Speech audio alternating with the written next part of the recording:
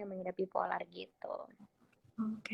Berarti bisa dibilang film ini walaupun mungkin kalau orang dari luar ngelihatnya ini film romantis seperti pada umumnya aja, tapi sebenarnya ada makna lebih dalam lagi yang mau disampaikan sama Kak Umay dan juga Kak Prilly lewat film ini ya.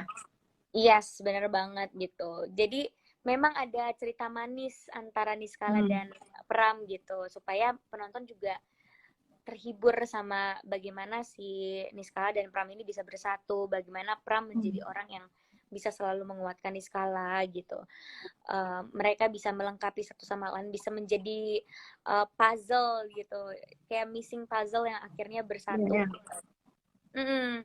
Nah itu ada ceritanya gitu. Jadi ya aku ingin semua ceritanya itu nyatu gitu. Jadi pengetahuan soal Niskala adalah karakter yang mengidap bipolar itu nyampe, tapi bagaimana seorang orang yang mengidap bipolar itu bagaimana sih dia menghadapi hari-harinya, bagaimana dia berinteraksi dengan orang yang dia suka, bagaimana dia berinteraksi dengan perasaannya sendiri gitu. Oh tuh Umay Ini udah Kak ada. Umay udah gabung nih. Aku langsung undang aja. Jadi aku nanya juga langsung dari Umaynya ya. Yes. Oke, menarik banget. Berarti Kak Prilly sebelumnya udah pernah sebelum film ini jadi dan jadi karakter si Nirmala di skalanya Niskala. itu berarti Hai Umay. Umay lagi nyetor dulu. Sebelum jadi karakter Niskala ini udah pernah apa ya? Kayak ngebantuin Umay buat ngerangkai film ini juga ya? Jadi kan aku juga produser di sini. Jadi memang terlibat dari nol banget gitu. Dari judulnya bukan Kukira Kau Rumah, dari kita masih nyari-nyari judul, dari deck presentasinya masih seadanya gitu. Sampai akhirnya kita benerin, kita kemas, kita bikin yang lebih bagus lagi, terus revisi skenario berkali-kali, bahkan saat reading juga kita ada revisi dan segala macam. Skenario 13. Kenapa? Revisi skenario 13 kali. Oh ya, kita ada punya 13 draft skenario gitu. Jadi emang bener-bener ini gila banget gitu kita ngegodoknya, kita nggak mau ngasal gitu. Terus kita juga waktu itu Umay juga sempat ngasih beberapa orang skrip kita, kayak Umay kasih baca psikolog skrip kita, terus supaya psikolognya itu ini bener gak nih kita begini cara menyampaikannya ya? Iya, secara karena kan mental illness itu atau bipolar itu kan itu clinical, jadi kita nggak boleh ngasal gitu. Jadi sempat kasih baca ke psikolog, bener gak nih perubahan moodnya, karena kan bipolar itu kan perubahan mood yang ekstrim gitu kan, bener gak nih perubahan moodnya gini, fasenya begini, pas lagi manic begini, pas lagi depression kayak gini, triggernya ini, terus ini, jadi psikolognya sempat baca juga, kita kasih ke psikolog juga gitu. Wow, menarik. Jadi emang ada juga bantuan dari profesional yang lebih tahu tentang hal ini ya. Oke, Kak Prilly mungkin aku potong dulu, aku pindah ke Umay dulu nih karena Umay juga baru gabung. Kak Umay, apa kabar? Kenalin aku Sania yang akan ngobrol-ngobrol. Sorry aku di mobil ya. Iya, nggak apa-apa. Ini maaf ya aku agak gelap, ring light aku yang biasa live dipinjem adekku. Nggak apa-apa Kak Prilly. Gelap juga tetap kelihatan cantiknya. Kak Umay mungkin sebelumnya nih aku mau nanya dulu, awalnya Kak Umay akhirnya pengen bikin film ini tuh gimana sih? Dan kenapa ngajak Kak Prilly juga untuk bergabung? Tadi Kak Prilly udah sempat cerita juga sih sebenarnya. Gue ngerasa siapa lagi aktor ya atau aktris di Indonesia yang bisa punya range seluas Prilly untuk gue harus akuin walaupun gue malas untuk mengakui ini dia akan tapi harus gue akuin bahwa Prilly punya range yang gue butuhin untuk karakter Niskala di film Kukira maka memerankan bipolar sendiri dan memerankan karakter ini nggak pas di sini gitu loh maksudnya dan gue tahu cuma Prilly yang bisa memaintain Jan ini sebagai anaknya sendiri gitu kan karena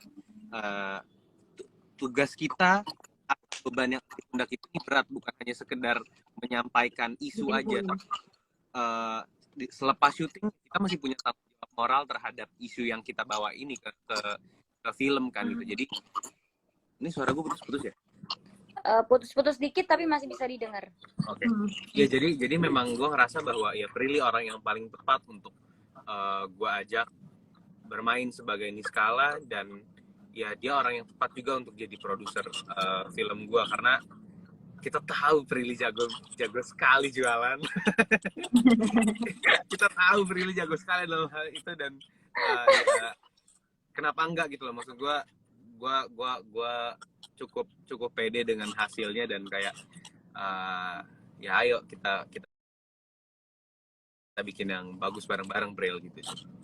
Iya, betul. Dan kita punya visi yang sama gitu. Kita punya keresahan yang sama. Itu sih yang membuat kita bisa bersatu gitu. Karena ya mau seberapa jago aku jualan, mau seberapa bagus ceritanya, tapi kalau visi kita nggak sama kan, ya percuma juga, kita nggak akan bisa dari hati gitu kan. Tapi kita punya visi yang sama bahwa gila ya, kesehatan mental tuh penting banget gitu. Terus aku sama Umay kan sebelum kita bekerja kita udah temenan duluan ya, kita udah sahabatan duluan. Jadi Umay tahu what I've been through in my life, aku juga tahu what Umay been through gitu. Jadi kita tahu kondisi mental masing-masing yang akhirnya membuat kita punya visi untuk ya ternyata kesehatan mental tuh memang penting, dan bukan kita aja yang ngerasain kayak gini, yang lebih parah banyak gitu, yang lebih ngerasa sendirian, yang lebih ngerasa masalahnya itu numpuk banget di kepala dia, itu bukan kita aja, banyak gitu di luar sana.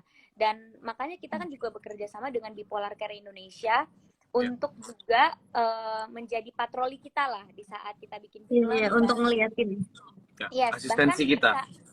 Bahkan di saat filmnya itu baru raw editing, jadi editnya belum selesai, baru raw, itu kita melakukan nobar bersama mereka untuk ngasih lihat bahwa ada yang salah gak nih dari sisi bipolarnya, karena kita kan nggak mau misleading kan. Sampai akhirnya orang Bipolar Care Indonesia yang juga penyintas bipolar, dia bilang dia nangis banget pas nonton, terus dia bilang aku kayak ngelihat diri aku sendiri. Nah, jadi dari situ kita tenang, berarti alhamdulillah aku sudah tepat meraninnya, dan film ini udah bisa nyampe karena orang yang penyintas bipolar sendiri udah nge-review, udah ngasih kita masukan yang akhirnya ya udah bakal tayang tanggal 3 Februari ini gitu. Jadi banyak banget yang kita libatkan gitu, psikolog, Bipolar Care Indonesia, yang akhirnya membuat kita juga ngelihat wah penting banget nih kita menjaga kesehatan mental, yang akhirnya ya menyamakan visi kita gitu. Oke, wow, menarik banget ya berarti untuk film ini. Nah, kalau Umay ini berarti debut pertama kamu sebagai untuk membuat sebuah film ya? Kalau film panjang, iya ini debut penyutradaraan film panjang aku. Tapi kalau buat aku sebelumnya udah dari 2015 itu pernah ngerjain beberapa film pendek di YouTube. Dan ya emang ini sih juga bentuk nekatnya Prilly dan salah dua eksekutif produser kita, Kak Gilang dan Kak Shandy, yang mempercayai, yang apa ya, punya kemauan untuk mempercayai proyek sebesar dan seberat ini isunya kepada anak. Waktu itu gue masih 19 tahun, kepada anak 19 tahun yang baru ngerjain short movie di YouTube. Jadi kayak ini kesempatan yang nggak bakal datang lagi mungkin kalau misalkan nggak kemarin gue nekat juga. Jadi ya makanya seneng banget sih bisa dapat kesempatan menyuarakan gitu, karena mungkin ya kita seneng ya film Kukira Kau Rumah itu bisa masuk 30 seleksi awal FFI, atau kita bisa Asian Premier di JAV, atau kita bisa masuk nominasi di FFI. Tapi buat gue yang lebih seneng lagi ketika forum group discussion sama orang Bipolar Care Indonesia, dan mereka ngerasa mereka relate sama ceritanya gitu. Jadi yang lebih penting daripada penghargaan itu semua sih adalah kita bisa menjadi megafon. Ya, kita bisa menjadi megafon, kita bisa mengamplify isu yang mau kita bawa kepada orang-orang sih. Jadi ya gue bersyukur banget atas hal itu. Ya. Menarik sih. Nah, kalau untuk Prilly sendiri, ini project produsen pertama kamu atau gimana? Jadi Yes. produser Jadi pertama. sama-sama sama Umay pertama ya. Umay pertama mendirect film panjang, aku juga pertama memproduksi film gitu. Jadi ini pertama kalinya di belakang layar sekalian main juga gitu di depan Main juga. layar. Jadi bebannya tuh luar biasa, harus ngurusin belakang layar tapi harus mikirin depan layar juga. Kayak misalnya kalau habis syuting pemain-pemain pulang, aku evaluasi produksi dulu sama kru-kru dan sama tim gitu. Terus gimana kita mengelola budget, strategi marketing dan semuanya. Tapi itu kan sebenarnya sudah menjadi pekerjaan aku cuma di bisnis gitu kan. Aku nggak pernah bekerja di film sebelumnya. Cuma di bisnis aku udah di belakang layar juga gitu. Jadi sebenarnya it's kind of the same thing. Cuma bedanya produser kan kita membawa produknya itu kan karya ya. Produknya karya, tontonan yang membawa pesan. Jadi ya tantangan yang luar biasa juga buat aku, tapi juga di project pertama ini kita udah sangat bersyukur karena banyak banget pintu yang terbuka buat kita, kayak yang tadi disebutin sama Umay. Ya pertama kalinya aku bisa filmnya ada di 30 seleksi awal FFI, sebelumnya nggak pernah. Terus juga bisa ke festival JAV ditayangin di sana, sebelumnya nggak pernah sama sekali gitu.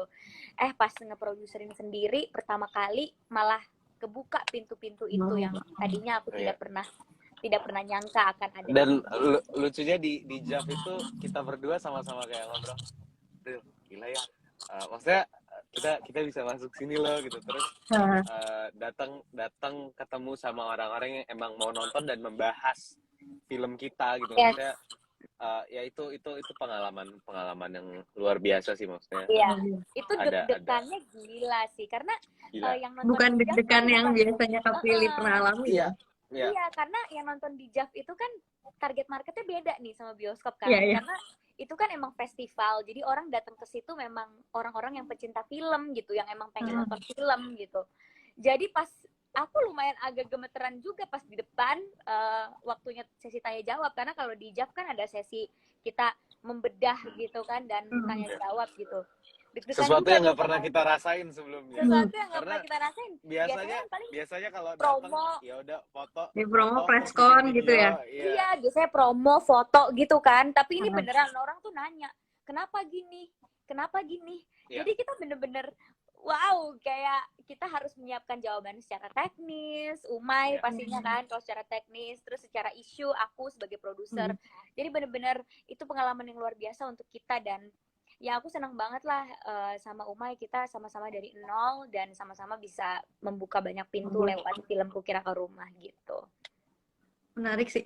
Dan menurut aku filmnya itu sendiri sangat menarik karena isu yang dibahas itu juga cukup berat dan jarang dibahas sama banyak orang dalam sebuah film.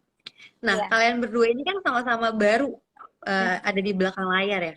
Kenapa akhirnya memilih untuk ngangkat isu yang cukup berat nih dan butuh bantuan dari orang-orang lain yang emang profesional di bidangnya kan? Mungkin kalau misalnya sebagai permulaan kan banyak orang-orang yang ya udah coba film-film yang santai aja nih, cinta-cintaan aja Kak, atau mungkin yang lain-lain juga. Dari siapa dulu pilih? Karena kita berdua suka tantangan kali ya. Umay itu suka tantangan. Dan isi kepalanya Umay itu lumayan agak gila juga, karena setelah kita produksi Kukira ke Rumah, kita kan produksi seri-series juga. Series terakhir yang kita produksi itu ceritanya juga out of the box gitu. Terus aku juga orangnya ya kalau bisa kita mengangkat thrill seeker. kita berdua sama-sama orang yang emang suka tantangan sih gitu. Suka tantangan, kita suka men-challenge dan memberikan surprise ke diri kita sendiri gitu. Karena kalau nggak dicoba kan kita nggak tahu kita bisa atau enggak kan. Nah ternyata kita bisa. Dan juga ini yang menurut aku kenapa penting banget untuk kita memilih lingkungan pertemanan kita gitu. Jadi kita itu kan juga dibantu sama banyak banget teman kita gitu. Kayak salah satunya Pak Montitiwa. Dia adalah supervisi kreatif kita. Pak Montitiwa filmnya udah banyak banget dan karyanya diakui di mana-mana di industri ini gitu, bagus banget. Yang akhirnya bisa menjadi penasehat kita, menjadi supervisi kita. Akhirnya kita nggak ngasal gitu dalam mengemas cerita. Terus juga dari scoring musik kita dibantu sama Mas Andirianto.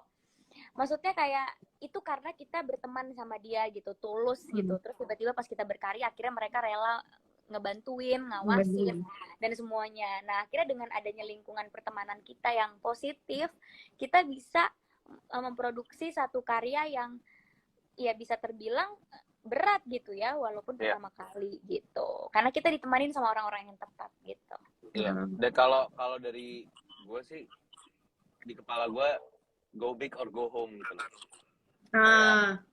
Kayak ini mungkin ya, kalau gue selalu di setiap project gue kayak mungkin ini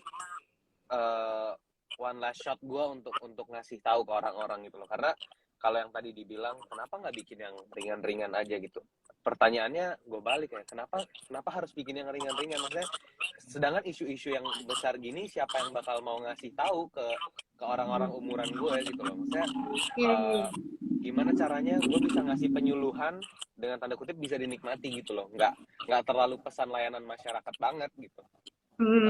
Tapi gimana caranya gue bikin sesuatu yang isu yang berat tapi tidak menggurui. Itu kan yang cukup berat gitu, karena dari sudut pandang gue aja ya, gue masih 19 tahun, ini pandangan gue terhadap bipolar yang diasistensikan oleh orang-orang yang hebat menurut gue gitu sih.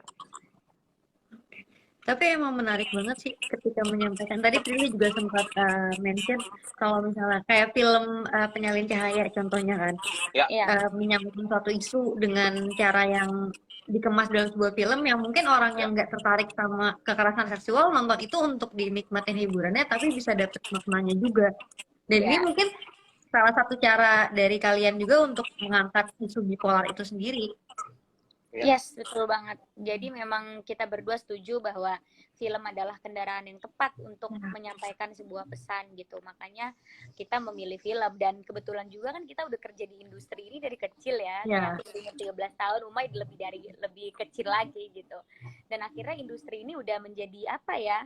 Udah bagian dari hidup kita gitu. Jadi pastinya kita memilih film untuk menyampaikan pesan. Ada Mas Andi nonton, Mas Andi. Ada Mas Andi. Halo Mas Andi. Nah, untuk kalian berdua sendiri kan tadi sempat di-mention juga kalau misalnya ini tuh bikin filmnya udah jauh lebih lama daripada yang sekarang mau keluar nih. Emang berapa lama sih proses pembuatannya dari awal banget? Mungkin idenya muncul nih. Dari idenya muncul. Ide muncul itu dari Umay mungkin boleh ceritain. 2 tahun kali ya, Mas? Enggak, dari 2019. Tahun berarti ya? 3 tahun. Iya, dari 2019 pertengahan itu ide. Jadi awalnya itu formatnya series sebenarnya. Ya. Awalnya formatnya series. Itu sudah diluncurkan idenya dari 2019 akhir. Terus Pak Monty Tiwa yang menyemangatkan, udah kayak bikin aja jadi film panjang, bikin jadi format film panjang, ntar gue bantuin dan lain-lain ya. Ya dia dan Mas Andi emang ngasih banyak banget support secara segala macam hal lah ya ke kita. Jadinya ya ide awal dari 2019 terrealisasikan syuting di 2020 akhir. Dan akhirnya bisa tayang di tahun 2022 tanggal 3 Februari. Ya, jadi setahun. Jadi ya dari sampai tayang itu ya 3 tahun, kita 2 tahun setengah ya, 2 tahun setengah. Iya. Betul. Ini kan berarti prosesnya cukup panjang ya. Itu apakah karena adanya pandemi juga jadi mempengaruhi prosesnya itu atau gimana sih? Mungkin boleh diceritain nih. Skripnya. Dari Prilly mungkin. Ya. Atau lebih teknis ternyata. Bikin film itu kan nggak gampang ya. Kayak kita punya ide nih, terus yuk bikin film, ya gimana? Kita perlu banyak banget persiapannya gitu. Kita benar-benar harus nulis skripnya harus benar dulu. Yang tadi udah di-mention bahwa kita punya 13 draft skrip gitu. Jadi 13 revisi dan revisinya major ya. Jadi bukan dikit-dikit gitu. Semuanya direvisi gitu. Jadi kita punya 13 draft yang juga mempengaruhi lokasi, budget, apa segala macam gitu kan. Ya kalau ceritanya berubah, otomatis lokasinya berubah, kostum berubah, apa semua gitu kan. Terus kita jadi juga kayak domino effect gitu ya? Yes, domino effect. Jadi pertama sih karena skrip, kedua yang pastinya kan kita nyari kru-kru yang nyaman untuk bekerja bareng kita, yang percaya sama kita, karena nggak gampang loh. Aku baru pertama kali ngeproduserin, Umay masih muda, pertama kali direct film panjang, nggak gampang kita nyari kru yang benar-benar percaya sama kita, kayak percaya bahwa ya kita sebagai anak muda yang pertama kali mau berkarya tuh serius kok dan bisa kita ngelakuin ini. Karena banyak banget yang underestimate juga, bahkan nyari pemain juga nggak gampang, karena banyak gitu yang underestimate ya, Mai. Wah, banyak. Ya kayak misalnya banyak. Mungkin boleh ceritain tuh. Gimana sih waktu nyari pemain? Gitu, misalnya kita milih kru gitu. Krunya ini udah keren banget lah, tapi ngelihat produsernya, aku pertama kali ngeproduserin sutradara Umay, dia bilang enggak gitu. Terus pemain ngerasa kayaknya kita belum punya kapabilitasnya dan lain-lain gitu, tapi kita nggak pernah mau anggap serius sih, karena kita percaya bahwa yang bakal ngomong akhirnya adalah karyanya kan, bukan kitanya. Iya. Gitu sih. Aku sih nganggap serius ya waktu itu ya. Ya udah. Karena maksud aku gini loh, mental kayak kalau kita baru melakukan pertama kali berarti kita jelek, itu kan kayak nutup banyak banget itu untuk orang yang baru mau mulai gitu ya. Sedangkan aku tuh tipenya yang sangat positif gitu. Kalau ada orang mau berkarya, ya pasti akan aku dukung gitu, dan nggak mungkin langsung aku rendahin lah gitu. Apalagi kalau skripnya menarik, skripnya bagus, terus juga orang-orang di belakangnya keren gitu. Kan ada Pak Monty sama ada Mas Andi juga, bukan kita doang berdua ujuk-ujuk bikin cerita gitu. Pak Monty ngawasin penulisan skrip itu gitu. Iya, tapi banyak banget yang kayak underestimate ya, enggak, takut jelek gitu. Dan akhirnya tapi aku bersyukur banget banyak pemain yang underestimate kita, karena akhirnya mereka lah yang mempertemukan kita sama Jordi. Akhirnya karena banyak yang menolak ya. Iya, karena sebelumnya aku nggak kenal sama Jordi, tapi habis itu aku cari kan, pokoknya harus cari yang keren banget, yang bagus banget. Biar nggak usah kita ngelihat pemain itu dari followers, nggak usah kita ngelihat pemain itu dari engagement sosial medianya. Yang penting dia bisa acting, yang penting dia bisa merepresentasikan karakter si Pram ini. Terus nggak tahu kenapa ya, mungkin emang udah jodoh ketemu sama Jordi, tiba-tiba ketemu. Terus Umay juga sama-sama ngasih akunnya ini nih. Terus akhirnya aku udah kayak, oh my god, ini pas banget sih. Aku udah langsung kayak gitu pas ngeliat Jordi gitu. Terus akhirnya kita tawarin ke Jordi, dan Jordi sangat welcome sama kita. Padahal Jordi itu juga dia teater, terus dia juga udah punya pengalaman acting yang luar biasa, tapi dia nggak ngeremehin kita gitu ya. Dan sampai dipilihnya Jordi untuk main di film kita pun aja dipertanyakan sama orang-orang, kayak, masa sih ini project rookie loh, kasarnya project anak baru, produsernya baru, direkturnya baru, terus lo sekarang mau gambling lagi, main talentnya baru juga. Dan tapi balik lagi, kalau gue bukan tidak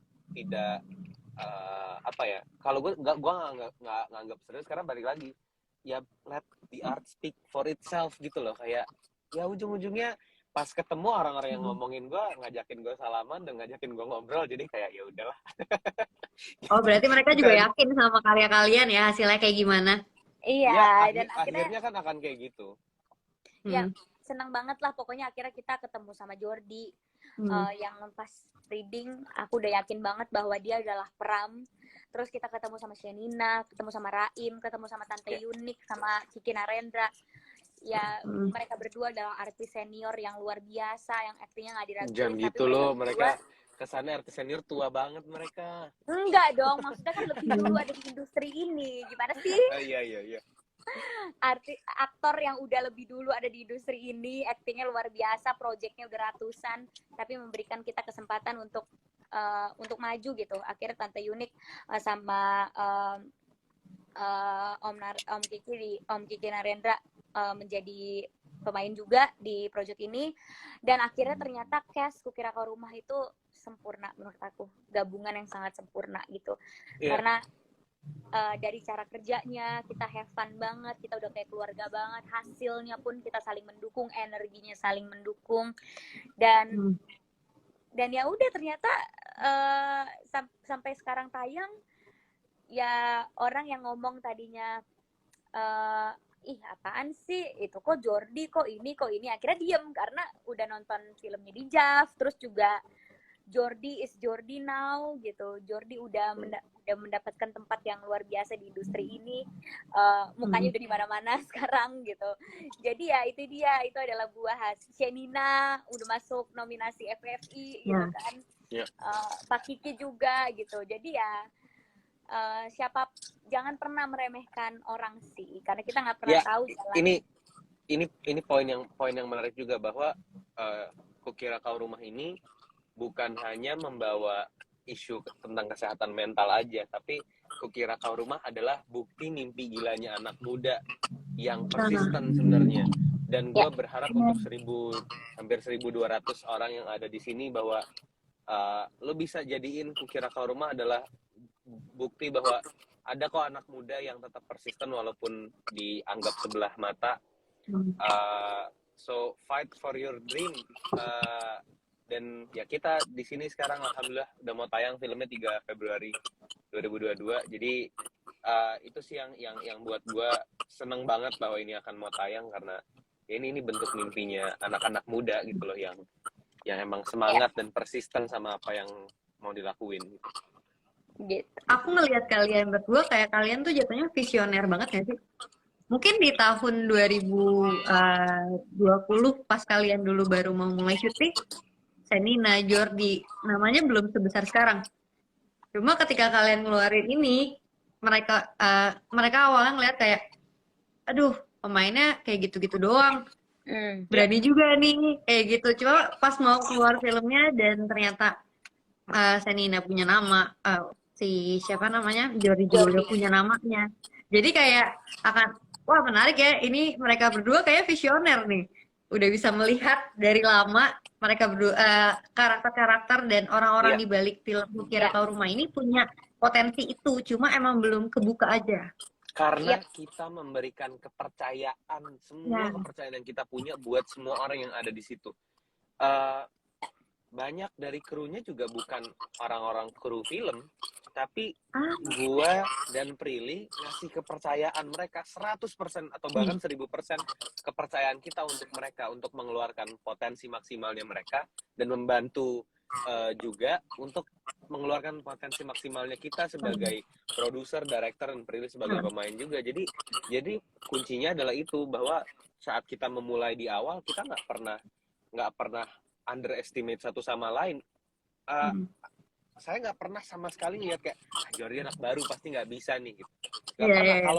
Kalaupun itu ada sekelibet di kepala gue waktu reading, gue pasti akan ngomong sama Jordi, Jor, kok gue ngerasa kayak gini ya, maksudnya didiskusikan akhirnya, nggak diomongin di belakang. Itu sih jadinya, jadi itu yang kenapa ngebuat project Kukira Kau Rumah adalah proyek yang sangat dekat untuk kita, anaknya kita, itu anak pertamanya kita yang kita bikin dengan segala ketidaktahuan kita, bingungnya kita, dan lain-lain. Tapi ya perjalanan yang menyenangkan banget sih untuk bikin anak pertama kita ini, maksudnya Kukira Kau Rumah. Kalau aku ngeliatnya sebagai produser gitu ya, maksudnya kok visioner banget, pas udah mau tayang Jordi udah di mana-mana, Shenina udah di mana-mana gitu. Pas syuting banyak yang ngeremehin mereka, banyak yang ngeremehin keputusan kita juga. Kalau aku melihatnya adalah kualitas is number one. Karena dengan adanya kualitas, followers, engagement itu nanti akan mengikuti. Tinggal tunggu waktu aja. Beda kalau kita dapat engagement duluan atau dapat followers duluan, tapi kita nggak ada kualitas, ya nanti akan turun. Nanti akan turun dengan sendirinya gitu. Dan orang bisa unfollow kita kapan aja, orang bisa nggak suka lagi sama kita kapan aja. Tapi kalau dari awal kita udah menginjakan kaki di industri ini, bawa kualitas diri kita, bawa kerja keras kita, bahwa gue pengen kerja keras untuk menjadi aktor gitu. Gue pengen menjadi aktor yang baik. Gue pengen memberikan semua yang gue punya. Gue pengen menggali potensi yang gue punya. Penonton akan bisa menangkap usaha itu dan bisa melihat dan bisa melihat kualitas itu di saat karya kita tayang gitu. Kan Iya. sebelum Kukira Kau Rumah, Shenina ada di Penyalin Cahaya, ada di series-series, Jordi juga ada di filmnya dia yang A One Night Stand, ada di series-series juga. Penonton ngelihat itu kan, ih Jordi bagus banget actingnya, akhirnya suka sama filmnya, akhirnya suka sama seriesnya, akhirnya follow Instagramnya, akhirnya kenal sama orangnya, karena kualitasnya dulu, bukan karena follow dulu baru Followersnya udah tinggi dulu. Iya, jadi aku selalu percaya kualitas itu nomor 1, followers dan engagement itu bonus. Nah, jadi aku tidak pernah sebagai produser ya, bahkan kita sekarang lagi persiapan project baru, kemarin kita habis selesai memproduksi series, itu memilih pemain nggak pernah ngelihat Instagramnya dulu. Kita benar-benar ngelihat actingnya dulu, jadi kita kayaknya gue pengen ini deh, project sebelumnya apa ya, kita nonton dulu actingnya gitu, atau screen test dulu gitu. Jadi bukannya kita lihat followersnya segini nih, enggak, karena followers nggak bisa ngebantu apa-apa di layar gitu. Followersnya banyak, kalau actingnya jelek nggak akan ngebantu apa-apa, penonton nggak akan dapet sama adegannya. Makanya gitu. Jadi satu sih menurut gue, bikin tuh karena lu suka, bukan karena pengen viral. Iya, betul. Berkarya itu karena kita emang kita suka. Nyampain sesuatu dari hati. Iya. Yes. Kalau lu sukanya bikin lagu indie senja, ya bikin. Kalau lu sukanya bikin lagu dangdut, ya bikin. Nggak usah. Ini pasarnya lagi ada di sini, gue bikin. Nggak usah. Ya ini kita bentuk yang, ya itu yang tadi gue bilang. Kita tuh ini bukti juga, maksudnya kita bikin karena emang kita suka sama apa yang mau kita bikin, sama ceritanya, sama reference yang gue kasih, dan ya berbuah sesuatu gitu. Makanya kalau ditanya kita apakah kita visioner, ya itu gue nggak tahu ya, visioner tuh terlalu gimana gitu bahasanya buat gue, terutama yang masih muda gitu. Tapi emang selalu kita tekenin dari awal, gue sama Prina tekenin dan kru semua tekenin, kita bikin yang kita suka aja gitu. Urusan penontonnya banyak apa dan lain-lain, ya bonus aja lah itu. Iya, khususnya kayak untuk ada di industri ini ya, kayak kalau pengen masuk ke industri film atau industri entertainment, ya berkaryalah karena kita mencintai pekerjaan kita, bukan karena kita mengejar popularitas gitu. Karena kalau kita mengejar popularitas itu belum tentu bisa membuat kita dikenang dan belum tentu bisa membuat kita bahagia gitu.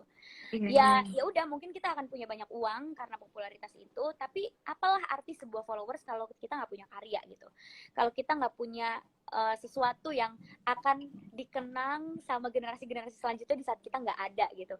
Maksudnya film itu kan akan terus ada gitu ya, misalnya apalagi zaman digital. Mungkin setelah Kukira Kau Rumah yang di bioskop akan ada di OTT mana gitu, yang nanti kalau misalnya aku udah tua itu bisa ditonton sama anak-anak aku nanti atau generasi selanjutnya, bahwa that was my first time memproduksi film gitu, sekalian main juga gitu, ada gitu karyanya, ada gitu yang dikenang. Makanya karena aku punya visi itu, dan banyak banget di industri ini yang juga punya visi yang sama, bahwa mereka pengen bekerja keras, pengen ada di industri ini, pengen berkarya, cuma belum dapet aja waktunya, belum dapet aja kesempatannya, ya kitalah yang memberikan kesempatan itu gitu. Makanya kalau nanti lihat seri-series kita, pemainnya nggak ada yang followersnya banyak dilihat juga. Kalaupun banyak, itu memang karena berkualitas ya. Kalau memang banyak itu karena berkualitas gitu. Dan tapi aku bisa pastiin acting mereka keren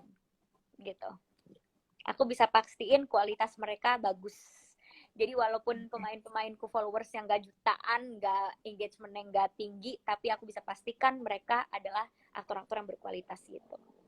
Ya kayak Umar mau nambahin. Proyek terakhir kita ini, nambahin aja sih poin barusan. Proyek terakhir kita judulnya Cinta di Balik Awan.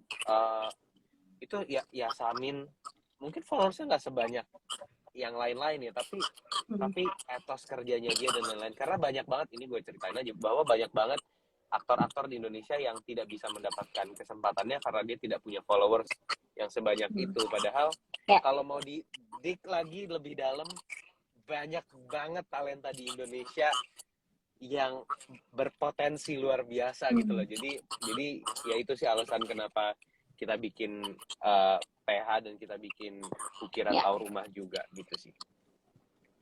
Wow, menarik sekali. Obrolan aku hari ini sama kalian seru banget. Nah, BTW untuk Prilly dan juga Umay nih, selama kalian proses syuting, Ya. hambatan terbesar apa sih yang kalian sempat hadapin? Hambatannya itu kita syuting waktu pandemi awal-awal ya. Jadi masih kaget, masih pas pandemi PSBB. awal-awal. Ya, Iya, Wow. Iya, jadi masih kaget sama yang namanya COVID gitu. Kalau sekarang kan kita udah kayak udah hidup bersama COVID kan kalau sekarang gitu. Maksudnya kita kerja dan syuting tetap berjalan, sekolah juga udah masuk gitu, udah biasa gitu. Yang penting protokol kesehatan. Kalau dulu kan wah, kita masih nggak tahu nih COVID apa sih gitu. Kok nyari masih harus adaptasi ya. Iya, banget. Karena nyari lokasi susah, terus juga budget yang udah kita susun, kalau aku sebagai produser, budget yang udah kita susun tiba-tiba harus naik karena kita harus keluarin uang buat swab, kita harus keluarin uang swab mahal banget dulu kan. Iya, dulu satu orang kayak 2 juta ya. Pokoknya kalau itu PCR kan. Kalau PCR berapa? Kita antigen kan 800 ribuan satu orang. Iya, antigen 800 ribu satu orang dulu loh. Sekarang udah 90 ribu gitu. Nah, terus habis itu kita kan juga ketat banget ya dalam menjaga protokol kesehatan. Sehari 3 kali kita bagiin masker. Jadi kru-kru dan pemain tuh harus ganti masker sehari 3 kali. Nah, itu kan udah budget juga. Terus kita kasih vitamin ke kru sama ke pemain gitu. Karena kita tahu kalau kru kan kebanyakan cowok. Cuek kan, kadang cowok tuh cuek sama kesehatan. Jadi aku dan tim yang beliin vitamin buat mereka, jadi kita sodorin. Ini Prilly jadi kayak emaknya anak-anak untuk krunya ya? Ya jatuhnya ya. Jadi kayak dikasih vitamin, kita juga ada persediaan obat, takutnya nanti tiba-tiba di tengah ada yang kenapa-kenapa dan segala macam. Jadi ya itu sih tantangan terbesarnya ya. Udah pertama kali lagi COVID. Wah, ini gila banget sih tantangannya. Cuma bersyukur pertama kali kita produksi tantangannya luar biasa, jadinya pas next produksinya kita udah lumayan santai ya. Udah bisa lebih santai dari dulu gitu. Nah, aku ada pertanyaan mungkin untuk Prilly nih, sebagai produser. Kenapa akhirnya kamu memilih untuk nayangin film ini itu di bioskop? Mungkin sekarang kan udah mulai banyak tuh pindah ke on demand aja gitu. Terus kenapa kamu milihnya akhirnya untuk tetap di bioskop? Karena satu, kalau alasan personal, menurut aku nonton film Kukira Kau Rumah tuh paling tepat emang di bioskop. Karena memang kita memproduksi Kukira Kau Rumah itu bukan untuk film OTT. Kita memang memproduksi treatmentnya itu treatment film gitu, dari segi kamera, cerita, warna gitu. Kan beda, kan ada perbedaan antara film OTT dan film yang diproduksi langsung untuk OTT dan film yang memang film panjang yang sebenarnya buat bioskop tapi tayang di OTT gitu. Kan ada yang namanya film OTT, film digital sekarang kan. Kita memang formatnya format layar lebar gitu, format bioskop gitu. Jadi paling enak nonton Kukira Kau Rumah emang di bioskop, satu. Terus dua, aku pengen orang kembali ke bioskop gitu. Karena kan banyak banget kemarin film-film dari luar yang penontonnya banyak, penontonnya bagus pas tayang saat pandemi gitu. Kenapa film Indonesia enggak? Dan ternyata alhamdulillah banget, ini aku bersyukur banget ngelihat perkembangan film Indonesia. Udah ada yang box office di saat pandemi gitu ya. Udah banyak banget film-film Indonesia yang box office di saat pandemi. Filmnya udah di atas 100.000 padahal lagi di tengah-tengah kesusahan seperti ini. Jadi aku positive thinking, ya udah kita tayang di bioskop aja, karena memang film Kukira Kau Rumah paling enak nontonnya di bioskop, layar lebar gitu kan, dengan sound yang luar biasa. Terus dan kangen ke bioskop, kangen premier gitu. Nanti kan kita akan ngadain premier juga, jadi kayak datang dong nanti pas premier gitu. Iya, maksudnya kangen banget aja gitu sama orang nontonin karya kita di bioskop gitu. Tapi emang beda sih ketika nonton suatu film di bioskop di layar lebar, datang ke premier, ada perasaan. Aku nggak pernah bikin film yang sampai ditayangin di layar lebar ataupun main, tapi aku datang aja tuh kayak ngerasain gimana rasa puasnya para pembuat filmnya yang udah susah-susah ngebuat suatu film di balik layarnya, dan ketika ditonton sama banyak orang, premier tuh jadi kayak perayaannya juga kan. Mungkin kalau di OTT perayaannya cuma sekedar yang ngumpul-ngumpul bareng kru doang, Iya, Cuma bisa ketika premier juga dibikin sih di OTT. Cuma sebenarnya beda. tayang di bioskop saat ini tuh tantangan lagi buat kita, karena kan kalau di OTT kita udah lepas tangan nih, mau penontonnya berapapun ya udah kita udah lepas tangan gitu. Kontraknya di awal. Yang penting udah tayang aja gitu, dan itu kan tayang di OTT selamanya ya, jadi bisa viewersnya juga bisa lebih tinggi gitu. Sedangkan kalau bioskop kan paling lama sebulan kita tayang di bioskop, paling lama dapat layar sebulan gitu. Tantangan lagi dalam sebulan itu berapa banyak orang yang nonton karya kita dan segala macam gitu. Jadi ya ini kita menantang diri kita lagi untuk menayangkan Kukira Rumah di bioskop, tapi kita positive thinking aja, percaya semoga banyak yang suka sama karya kita, banyak yang akhirnya kembali ke bioskop gitu untuk nonton film-film Indonesia, dan salah satunya Kukira Rumah nanti 3 Februari 2022. Gue sih percaya bahwa cinema experience nggak pernah bohong. Lo bisa naik roller coaster di VR, tapi lo nggak bisa ngerasain adrenalinnya. Itu sama halnya kayak lo datang ke bioskop, lo dapet audio yang segitu asiknya, lo dapet pengalaman nonton yang luar biasa. Jadi buat gue sih emang cinema experience belum ada yang bisa ngalahin sih sejauh ini. Iya, terus juga shout out buat Mas Andi Rianto yang nge-scoringin film kita. Oh my god. Aku penasaran jadinya filmnya kayak gimana? Ya jadinya. Mohon maaf aja, film kita di-scoringin sama Andi Rianto gitu ya. Musisi yang udah luar biasa, yang udah dapet penghargaan di AMI Awards banyak banget. Tiap tahun selalu dapet penghargaan, selalu terlibat sama project-project yang besar, tiba-tiba nge-scoringin film kita. Itu setiap adegan tuh rasanya jadi kayak makin ges gitu. Yang adegan sedih jadi makin sedih, yang seneng jadi makin seneng. Jadi kayak, karena musik itu mempengaruhi banget kan. Warna untuk si iya, aku kan nonton beberapa versi belum ada musik, versi ngeditnya belum Mas Andi yang scoring. Pas udah Mas Andi yang scoring dengan grading warna yang ini dan potongan editingnya yang udah final, itu kayak langsung oh my god, Mas Andi gila banget, bagus banget. Jadi pas tanpa Mas Andi bisa nggak filmnya bisa nggak sebagus itu. Bisa beda. Iya, bisa beda. Tanpa Mas Andi bisa beda banget filmnya. Udah gitu kan di bioskop ya, waktu itu nontonnya kita di bioskop gitu waktu itu. JAV. Jadi kayak oh my god, beda banget gitu. Dan seneng banget lah.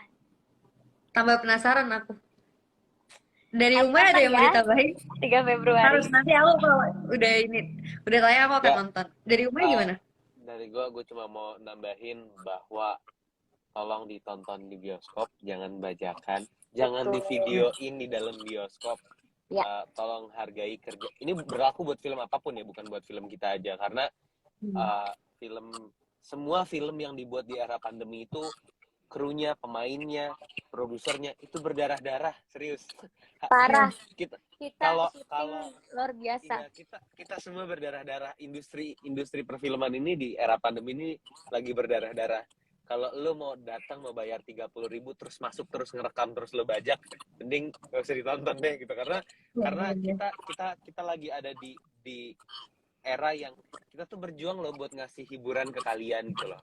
Dan bagaimana sih cara kalian menghargai kita lebih selain kalian membeli tiketnya adalah tidak membajak filmnya. Itu aja sih kalau dari gue. Jadi tolong please nonton yang langsung di bioskop dan jangan memvideokan. Even 5 detik, 10 detik itu juga bagian dari pembayaran.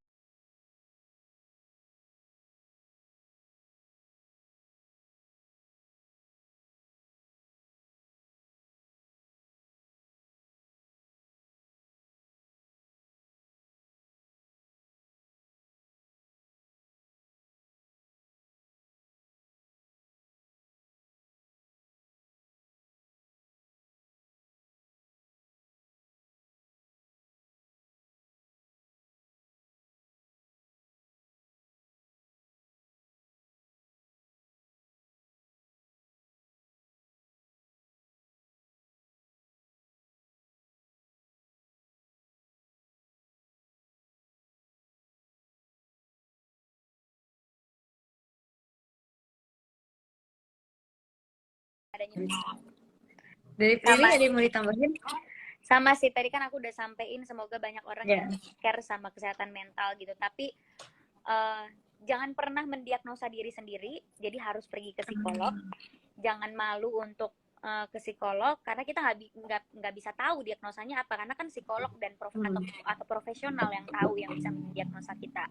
Terus kalau misalnya kalian bukan orang yang mengidap mental illness, tapi kalian adalah support system, ada di sekitar orang yang mengidap mental illness, semoga kalian mengerti bagaimana caranya mensupport mereka. Lewat film Kukira Kau Rumah kalian akan tahu gitu. Semoga akan nyampe. Aku sangat penasaran sama filmnya akan seperti apa, dan jatuhnya itu bisa jadi pelajaran juga buat aku untuk tahu tentang bipolar, jadi support system orang-orang yang punya penyintas bipolar juga. Oke, Prilly, Umay, thank you banget nih hari ini udah ngobrol-ngobrol. Kayaknya ini kita ngobrolnya juga lumayan cukup seru ya, dan nggak hanya filmnya aja jadinya. Sejam ya, udah sejam. Iya. Nah, dari Prilly sama Umay mungkin ada yang mau ditambahin lagi sebelum aku tutup atau udah cukup? Saksikan Kukira Kau Rumah 3 Februari 2022 di bioskop. Oke. Oh iya, aku baru ingat satu. Enggak, bentar dulu. Oke, Umay mau keluar duluan, aku nanya ke Prilly deh kalau gitu. Oke, aku nanya Prilly dulu aja. Prilly, Kukira Kau Rumah ini terinspirasi dari lagunya apa namanya? Aku iya, Amigdala atau gimana sih awalnya judulnya? Jadi aku sama Umay kita berdua suka banget sama karya-karyanya Amigdala, dan Kukira Kau Rumah itu sorry gue potong, gue cabut duluan ya. Sorry. Iya. Diusir tuh kan Pak. Gak apa-apa, aku tanya ke Prilly. Iya, diusir nih. Salah buat tukang parkirnya Umay. Iya. Dadah. Thank you, Umay. Oke. Jadi aku sama Umay suka banget sama karya-karyanya Amigdala, dan kita melihat bahwa Kukira Kau Rumah adalah lagu yang tepat untuk merepresentasikan ceritanya. Jadi memang ini tuh ceritanya duluan yang kita bikin, baru kita mikirin judulnya. Emang kita tuh gitu, aku sama Umay gitu, kalau kita bikin lagu gitu misalnya, itu lirik lagunya, nadanya udah selesai, kita baru mikirin ya, dan akhirnya kita melihat Kukira Kau Rumah adalah lagu yang pas dan judul yang pas gitu, karena kan Kukira Kau Rumah gitu, itu ada maknanya, makanya harus nonton gitu. Ini lagunya Kukira Kau Rumah juga akan jadi soundtracknya apa gimana? Yes, kalau dilihat dari trailernya ada adegan aku nyanyi juga lagu Kukira Kau Rumah, jadi memang akan ada beberapa versi kamu? Iya. Wah, menarik, karena aku jujur emang aku juga udah suka sama lagunya juga. Iya, lagunya bagus banget sih, dan maknanya banyak ya. Jadi kayak kau yang singgah tapi tak sungguh, itu juga ada makna tersendirinya gitu.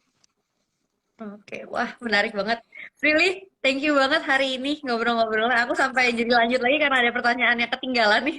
Iya, nggak apa-apa, sama-sama. Thank you. Aku jadi penasaran, nanti aku akan nonton pastinya. Prilly, thank you ya sekali lagi. Salam juga untuk Umay. Yes, thank you banget udah ngundang dan udah bahas film Kukira Kau Rumah. Thank you Sukses ya. terus untuk Prilly. Semoga nanti untuk acara peluncurannya akan lancar. Terus nanti yang nonton juga banyak. Amin. Thank you. Have a good day ya, Thank you. Thank you. Iya, have a good day, Prilly. Thank you, bye-bye. Nah, sahabat Dream, tadi aku udah ngobrol-ngobrol sama Prilly. Buat kalian yang ketinggalan, mungkin boleh tonton secara ulangnya di IGTV Dream. Aku Sania pamit undur diri. Wassalamualaikum warahmatullahi wabarakatuh. Dadah semuanya.